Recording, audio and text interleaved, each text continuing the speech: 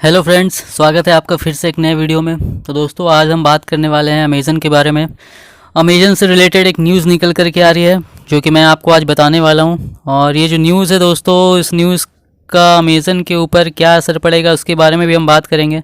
ऐसा तो जो न्यूज़ निकल कर के आ रही है उससे अमेज़न का जो बिज़नेस है उस पर ज़ोरदार झटका लगने वाला है। और केवल अमेज़न ही नहीं, जो भी ऑनलाइन प्लेटफॉर्म है अमेज़न के अलावा भी, चाहे दूसरा हो या चाहे फ्लिपकार्ट को ही ले लीजिए, तो उन पर भी ये पॉलिसी लागू होगी और उनके लिए अब जो अपना बिजनेस करना है वो पहले से थोड़ा मुश्किल होने वाला है। सरकार जो है इस मामले में, जो ई कॉमर्स कंपनियों का जो बिजनेस है, इस मामले में काफ़ी कड़ाई करने वाली है।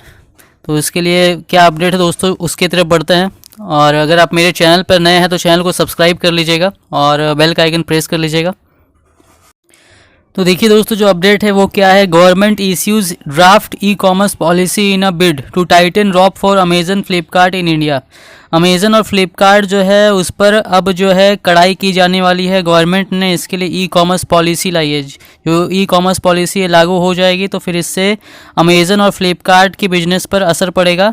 उन पे जो अभी फ़िलहाल वो बिज़नेस करते हैं उतने आराम से वो बिज़नेस नहीं कर पाएंगे। काफ़ी सारे चेंजेस होने वाले हैं, तो उसके बारे में आगे हम देख लेते हैं।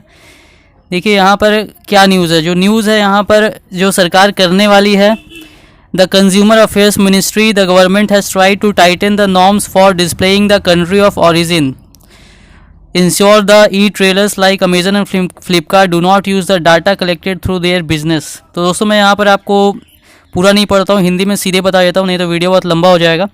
यहाँ पर देखिए जो बात है वो ये है कि जो गवर्नमेंट है वो अब जो रूल्स है उसको टाइट कर रही है ई कॉमर्स कंपनियों के। और यहाँ पर अब ये करने वाली है कि जब भी कोई प्रोडक्ट बिकेगा तो उस प्रोडक्ट के ऊपर कंट्री ऑफ ओरिजिन, किस देश में प्रोडक्ट बना है, वो वहाँ पर होना चाहिए। इसकी जानकारी कस्टमर को साफ सब पता चलनी चाहिए। ये खरीदने के पहले भी पता अब बताना ज़रूरी है। इसके अलावा यहाँ पर देखिए जो अमेज़न और फ्लिपकार्ट है उनके पास हमारा डाटा होता है। जैसे कि मान लीजिए आपने अपना अकाउंट बनाया, अमेज़न में कोई भी अकाउंट बनाता है, जब भी आप अगर लॉगिन करना चाहते हैं, आपको शॉपिंग करनी है, तो अपना ईमेल आईडी देते हैं, मोबाइल नंबर देते हैं, अपना नाम बताते हैं, एड्रेस देते हैं। तो ये सारी जानकारी उनके पास स्टोर रहती है, आपका डाटा स्टोर रहता है। तो सरकार ने यहाँ पर कहा है कि जो डाटा स्टोर रहता है उस डाटा का वो जो कंपनियाँ हैं, ई कॉमर्स कंपनियाँ, वो गलत इस्तेमाल नहीं कर पाएँ। इसके लिए कानून बनाया जा रहा है। इसको पूरी तरह से कड़ाई से लागू किया जाएगा ताकि उनके डाटा का कोई भी गलत इस्तेमाल नहीं हो पाए। और इसके अलावा जो भी कंपनियां हैं, उन कंपनियों को, जो भी ट्रेडर्स को उनके प्लेटफॉर्म पर दिक्कत होती है, उन दिक्कतों को दूर करने का प्रयास किया जाएगा। जो छोटे मोटे ट्रेडर्स होते हैं जो इन कंपनियों में, अमेज़न में वेंडर का काम करते हैं, तो उनको जो परेशानी होती है उनको दूर किया जाएगा। अब देखिए यहाँ पर आगे क्या न्यूज़ निकल करके आ रही है। जो आगे न्यूज़ निकल करके आ रही है वो ये है कि coming heavily on the issue of country of origin, government has said that e-commerce companies will now mention the name and details of importer from whom it has purchased such goods or services।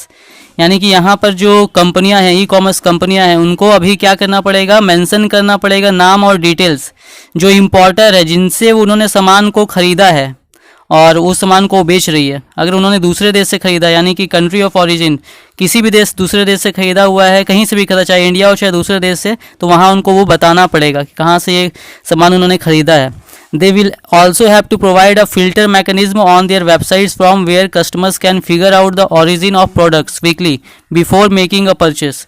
और यही नहीं, उनको अब क्या करना पड़ेगा, एक filter mechanism अपनी वेबसाइट पर देना पड़ेगा, जहाँ से जो कस्टमर्स है वो वहाँ से चेक कर सके ये जो प्रोडक्ट है उनका ओरिजिन कहाँ का है, ये कहाँ पर बना हुआ है। जैसे कि मान लीजिए क्या होता है, कोई भी प्रोडक्ट किसी कंट्री की, आप ऐसा एग्जांपल ले सकते हैं कि मान लीजिए कोई प्रोडक्ट है वो चाइना का है, और आप अगर आपको ये पता चल जाए कि वो चाइना का, तो आप उसको नहीं खरीदेंगे। तो लेकिन अगर आपको पता ही नहीं चले तो फिर आपके पास वो प्रोडक्ट आ जाएगा, बाद में पता चलेगा आपको, या हो सकता है कि पता ना भी चले। तो वहाँ पर वो पहले से ओरिजिन ऑफ कंट्री दिखा देना है कि ये किस कंट्री का है। फिर कस्टमर के ऊपर उसके बाद डिपेंड करेगा कि वो उस प्रोडक्ट को लेना चाहते हैं नहीं लेना चाहते, वो उनकी मर्जी पर रहेगा। उसके बाद देखिए आगे क्या कहा गया। आगे जो कहा गया, in a major push for domestic products it has also suggested that the companies should provide alternative suggestions to customers before she or he makes a purchase to ensure fair opportunity for domestic goods. अब यहाँ पर जो news है इसका मतलब ये है कि कि जो डोमेस्टिक प्रोडक्ट है, जो भारत में प्रोडक्ट बनता है, यहाँ के जो घरेलू उत्पादन होता है उसमें उसको बढ़ावा देने का सरकार का प्लान है। यहाँ पर सरकार कहना चाहती है कि जैसे कि कोई भी प्रोडक्ट आपको जब खरीदने जाएंगे इन ई कॉमर्स साइट्स पर, तो उस प्रोडक्ट का अल्टरनेटिव सजेशन वहाँ पर देना पड़ेगा, और अल्टरनेटिव सजेशन जो देना पड़ेगा वो उसमें जो प्रायोरिटी दी जाएगी वो डोमेस्टिक गुड्स को, जो यहाँ इंडिया में बना हुआ गुड्स है उसको देना ज़रूरी होगा, ताकि जो डोमेस्टिक गुड्स है यहाँ के डोमेस्टिक ट्रेडर्स को फ़ायदा मिले। इसके अलावा जो अगली बात है वो ये है कि the draft has proposed that e-commerce companies will also not be allowed to organize flash sales for goods, bringing under question a lot of sale festivals organized throughout the year by e-tailers such as Amazon and Flipkart। अब यहाँ पर जो flash cell चलता है, जो कंपनियों के द्वारा फ्लैश सेल चलता है, जैसे कि कोई फेस्टिवल आया तो वहाँ पर एक फ्लैश सेल हो जाएगा कि इस फेस्टिवल के नाम से इसका सेल हो जाएगा, साल में कितनी ही बार ऐसा सेल होता है। तो ये जो होता है इस पर भी अब रोक लगाने की बात चल रही है, हो सकता है कि इसको भी रोक दिया जाए। और ऐसा क्यों किया जा रहा है, देखिए यहाँ पर इसके बारे में बताया गया। Flash sale essentially means a period during which products are sold on a highly discounted price. जो फ्लैश सेल होता है उसमें क्या होता है कि कुछ समय के अंदर, मान लीजिए कुछ घंटे के अंदर या 1 या 2 दिन के अंदर कुछ टाइम रहता है, उसके अंदर जो होता है कोई प्रोडक्ट बहुत ही सस्ते दामों पर बिकता है।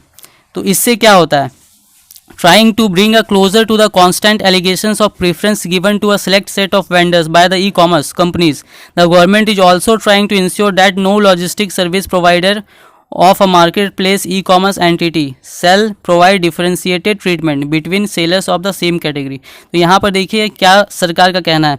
सरकार का कहना है कि ऐसा होता है कि ऐसा आरोप लगाया जाता है ई कॉमर्स कंपनियों पर कि वो क्या करती हैं कि अपना जो प्लेटफॉर्म है उस प्लेटफॉर्म पर बहुत सारे वेंडर्स होते हैं, लेकिन वो क्या करती है कि उसमें से कुछ सिलेक्टेड वेंडर्स या जो बड़े वेंडर्स होते हैं उनको ही ज़्यादा मौका देती है, उनके ही प्रोडक्ट्स को वहाँ पर ज़्यादा बेचने का मौका देती है। तो इससे क्या होता है कि जो मान लीजिए कोई भी छोटा वेंडर है, एग्जाम्पल के लिए आप मान लीजिए 2 वेंडर को ले सकते हैं, एक के पास बहुत पैसा, वो बहुत बड़ा वेंडर है, और एक है छोटा वेंडर है, उसके पास ज़्यादा पैसे नहीं है।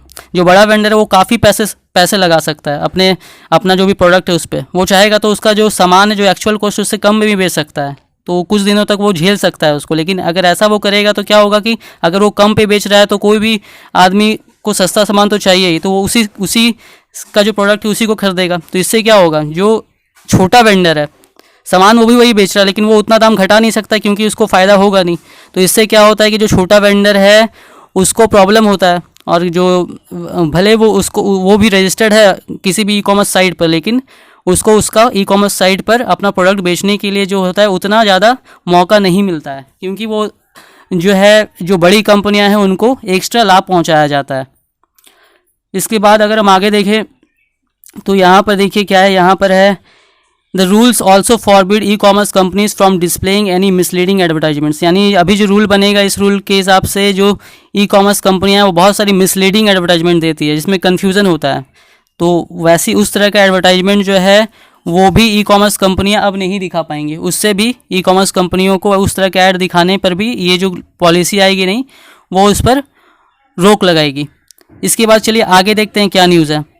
दोस्तों ये जो वीडियो है ये काफ़ी लंबा हो जाएगा अगर मैं सारा रूल्स इसी वीडियो में बता दूँ तो इसलिए मैं क्या कर रहा हूँ कि ये जो वीडियो है इसका पार्ट 1 हो जाएगा और मैं इसका पार्ट 2 ही बना दे रहा हूँ, उसमें बाकी की डिटेल्स आप देख सकते हैं। अगर दोस्तों ये वीडियो पसंद आई हो तो वीडियो को लाइक कीजिएगा, शेयर कीजिएगा और चैनल को ज़रूर सब्सक्राइब कर लीजिएगा।